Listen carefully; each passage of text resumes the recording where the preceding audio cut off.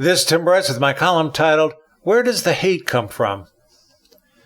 Last week it was pointed out to me that most of the protests over coronavirus shutdowns in Democrat-controlled states were by Republicans, particularly in Michigan, Pennsylvania, and New Jersey.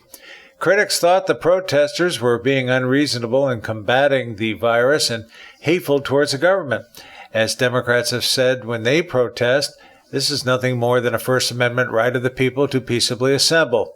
Yes, they are upset with the governors in terms of wanting to reopen the state so they can go back to work, but this is far from being offensive. What I find particularly hateful and vicious is the discourse from Democrats emanating from Twitter, the popular social media platform.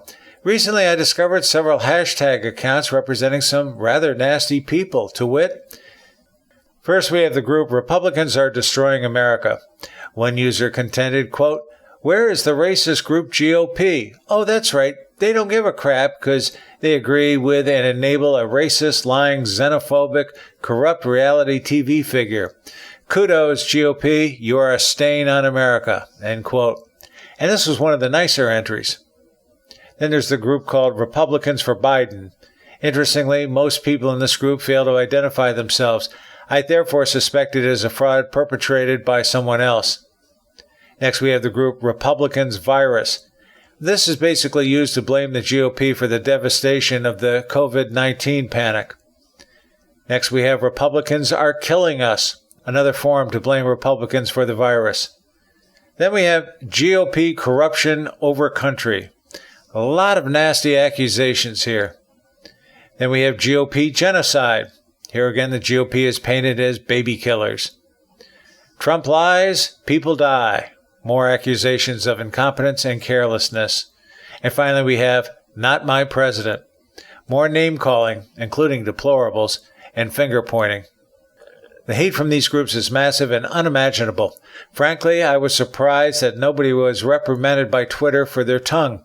Interestingly, I earnestly sought out Republican counterparts to these groups using words such as those shown above along with others.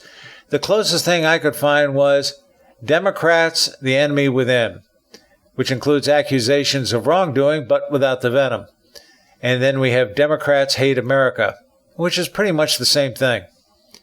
This was all I could find in this regard. This either means Republicans are either more civil in their discourse, or perhaps this is another instance of censorship by social media to favor Democrats. Keep in mind, this is but one social media. There are many others also producing such venom. The hate spewed forward by the Democrats is reckless and scary.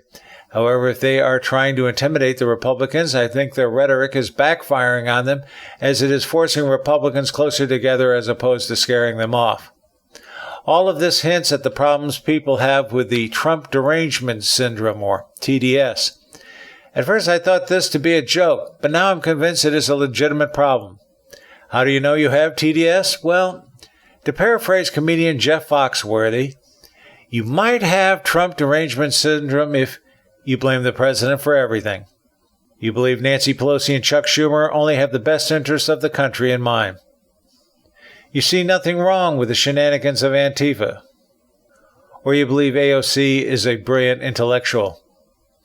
You might have Trump derangement syndrome if you think it's time to replace the Constitution with something else. Or you believe socialism should supersede capitalism. Or you believe you are entitled to a plethora of freebies, including education, housing, and so on. You might have Trump derangement syndrome if you still live in the basement of your parents' house.